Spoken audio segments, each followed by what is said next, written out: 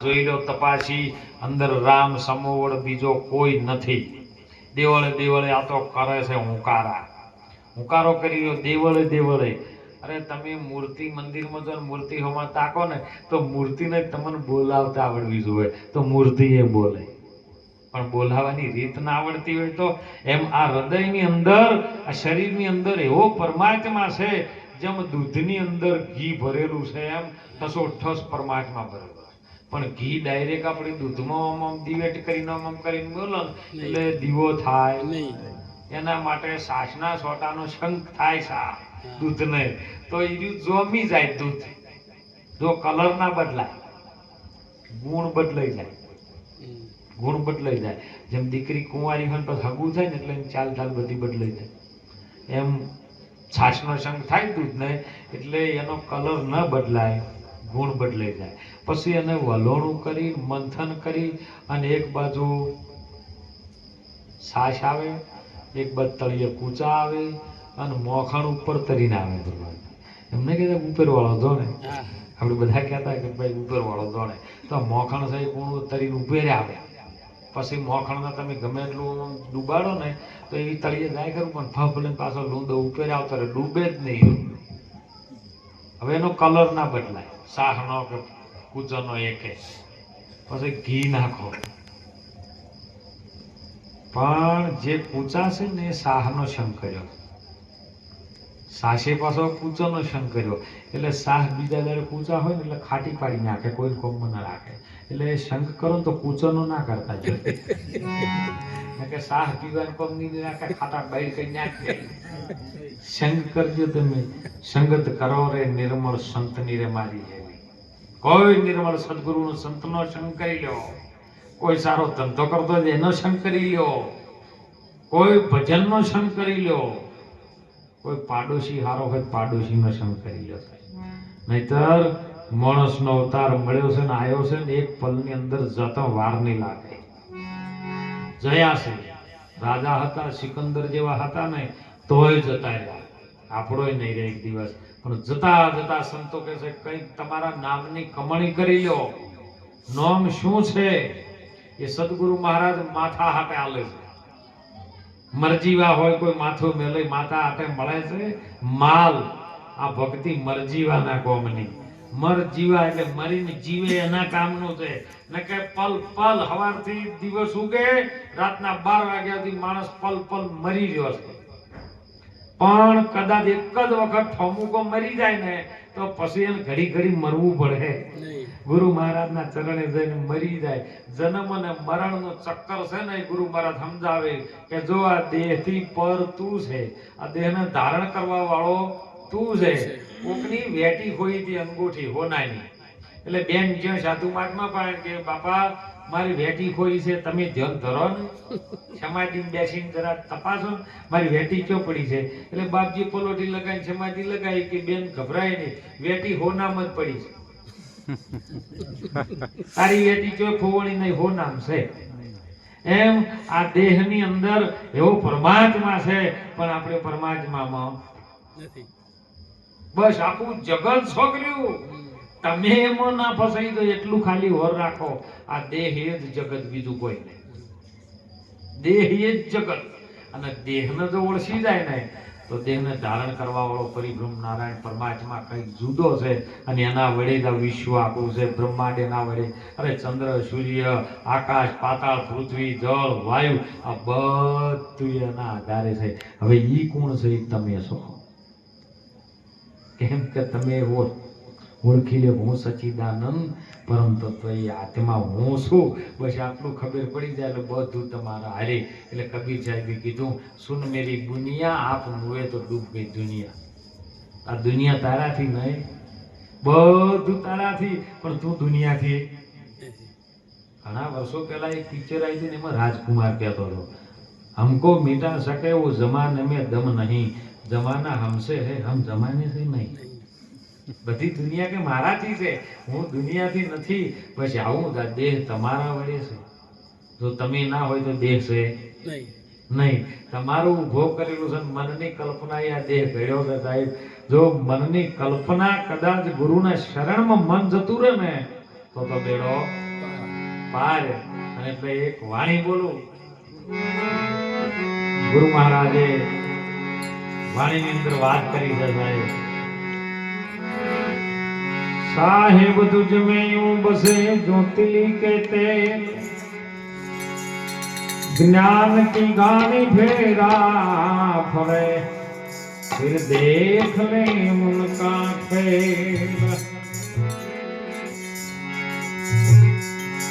साहेब तुम्हारी साहेबी ए सब घटमा नहीं न समाय, मेदी के रे पान में लालन रही सुपाय. ए देखन तारे कोई ये हरे गगन मारे, पर तारे कोई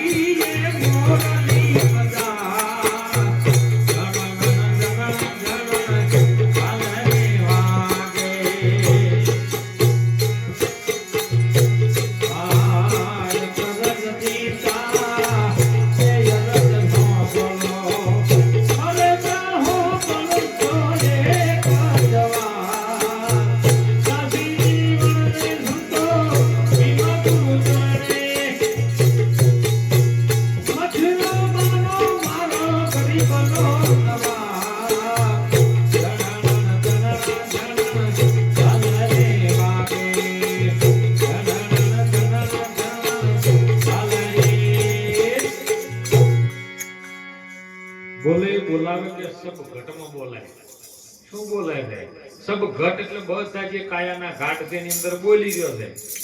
દરેક ઘાટમાં તમે જુઓ તો બોલે ને પણ શું બોલે? નામ બોલે, નામ જ બોલાવે. નામ પાડે કોઈથી ડાયા ભાઈ તો ડાયા ભાઈ જ બોલે. કેમ કે નામ પાડ્યું છે, નામ બોલે અને બીજા નામથી બોલાવે. બીજો કોકનો ટવકો પાડો દીધું નામ બોલે. હજારો જણા બેઠા પણ જેનું નામ હોય એ જ બોલે. નામ જ બોલાવે અને નામ જ બોલે. મહાપુરુષો કહે છે સબ ઘટમાં રહ્યો છે એ સમાય. બધા કાટની અંદર એનો એ જ હમાઈ રહ્યો છે, બીજો કોઈ છે. પણ જો કદાચ સ્થિર થઈ ગયો તો તરત આની ઓળખાણ થાય ને. પણ સ્થિર થાતું જેમ કે મન ચંચળ છે.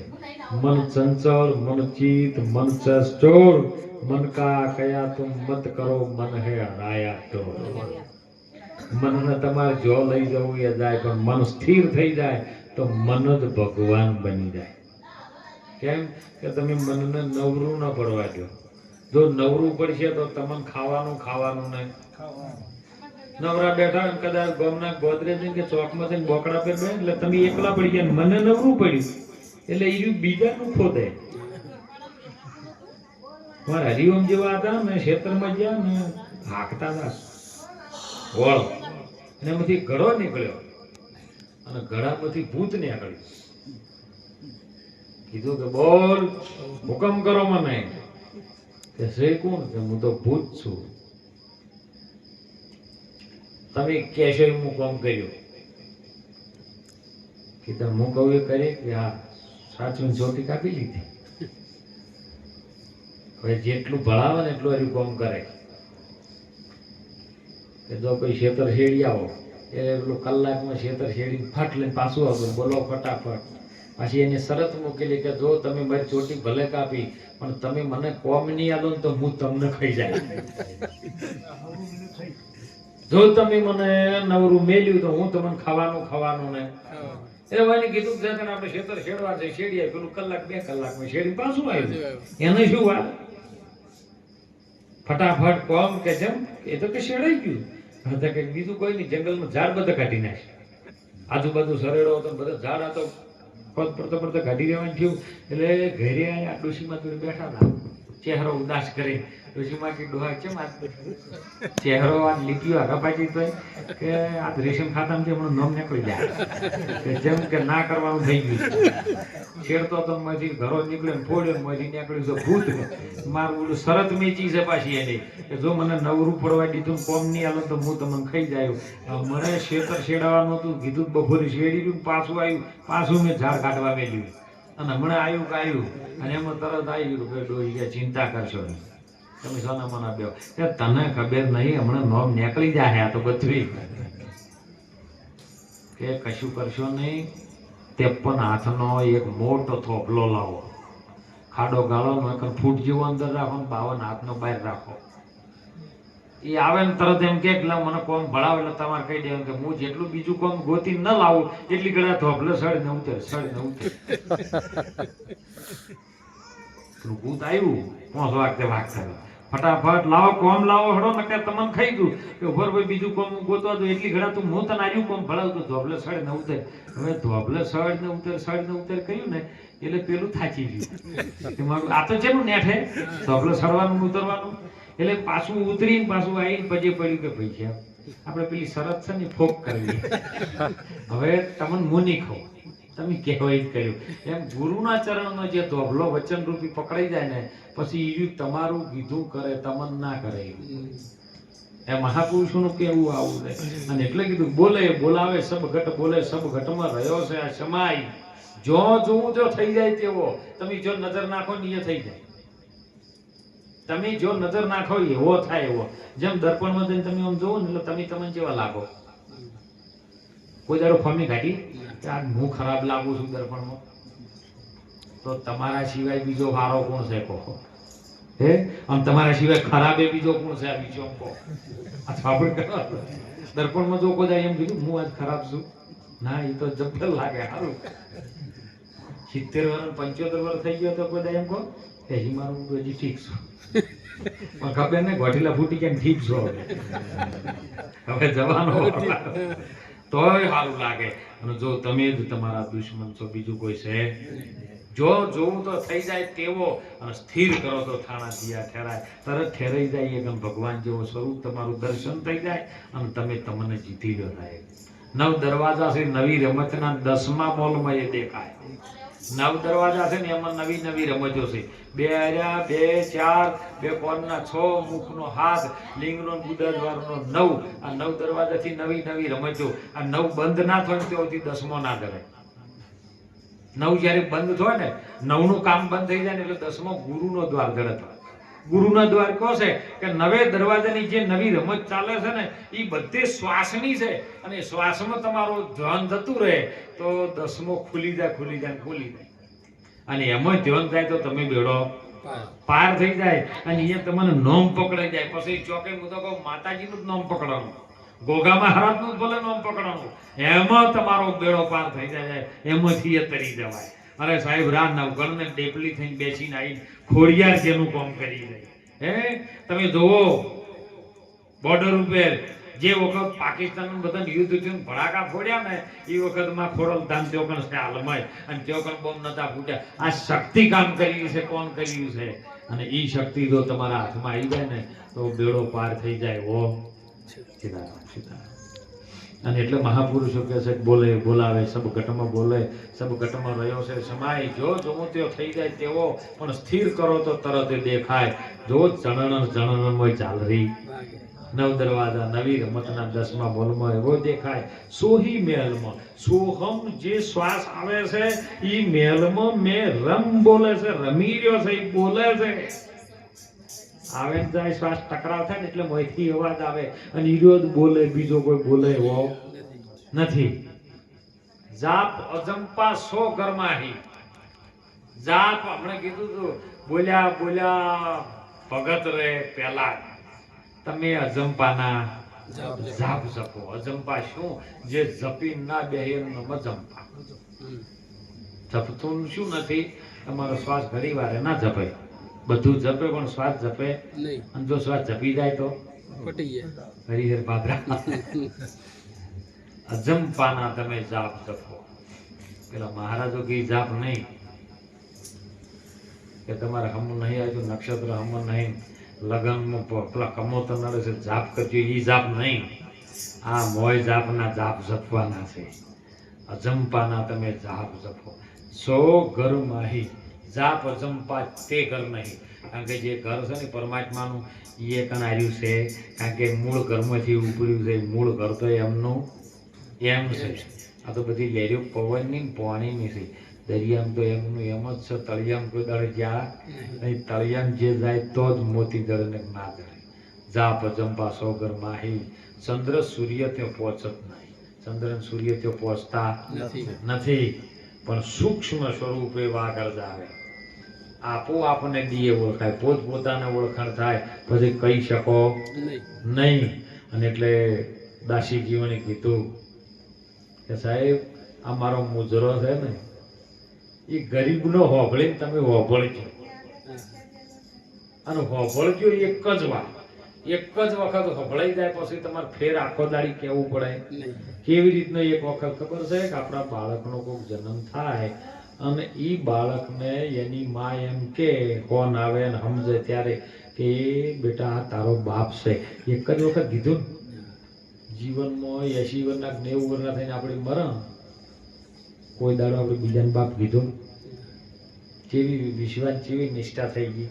બસ એક જ વાર હોભળી લ્યો તો આપણો બેડો પાય. તો ઝાલરી વાગે ને અને બધે ઝાલરી વાગી રીતે પણ હોભળવા માટે આપણે એમ જ ધ્યાન ધરે ને એમ જ ધ્યાન રાખે તો જો આપણું મન છે એમ જ ધ્યાનમાં આવી જાય ને તો આપણું કલ્યાણ. એટલે બીજી ચર્ચામાં ન પડતા, વિશેષ ન કહેતા. સાહેબ સંતોએ આપણને એક જ વાત કરી છે કે તમે તમને ઓળખી લેજો. હગાને ઓળખો, વાલાને ઓળખો. હું તો કહું પટાવાળાથી મોદી નરેન્દ્ર મોદી સુધી ઓળખો છો, પણ મોદી જે દર તમને ઓળખતો થઈ જાય દાડે પછી આપણે કોઈ કરવું પડે. એમ પરમાત્મા આપણને ઓળખતો થઈ જાય ને તો સમજો કે આપણું હેલે બધું કામ એ કરે. નરસિંહ મહેતાને કર્યા, મીરાભાઈના કર્યા, ભક્ત પ્રહલાદના કર્યા, અરે જલારામ બાપાના કર્યા, સવારામ બાપાના કર્યા, પોકરણ કટમાં અજમલરાજને કર્યા. હે કેના નથી કર્યા સાહેબ? ક્યારે બોલાયો, ક્યારે ના આવ્યો, પણ અંતરના